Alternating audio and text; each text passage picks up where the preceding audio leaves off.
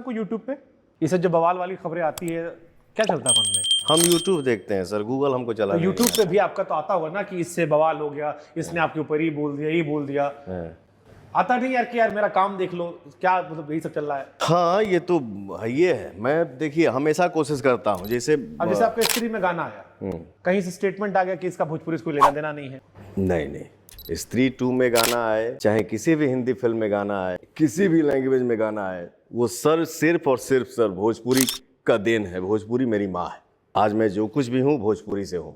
कहीं भी बैठ रहा हूँ, कुछ भी कर रहा हूँ, कुछ भी करूँगा, कुछ भी किया, सिर्फ और सिर्फ भोजपुरी का देन है। और एक बात आपने क्या बोला अभी, अश्लीलता को लेके हम बात कर रहे हैं। अब हाँ। आपको लगता है कि अब थोड़ा सा जिम्मेदारी बढ़ गई आपकी, बिल्कुल सर, कि अब गाने में थोड़ा लिरिक्स ध्यान दे लेंगे? क्या पवन सिंह अब छोटा नाम नहीं रह गया? वो 97 में शुरू हुआ था तब लड़का था, उसके बाद लॉलीपॉप आया, इंटरनेशनल हिट बना, लेकिन अब पवन सिंह वो नाम है जो इंटरनेशनल स्टार भी है, भोजपुरी को रिप्रेजेंट करता है।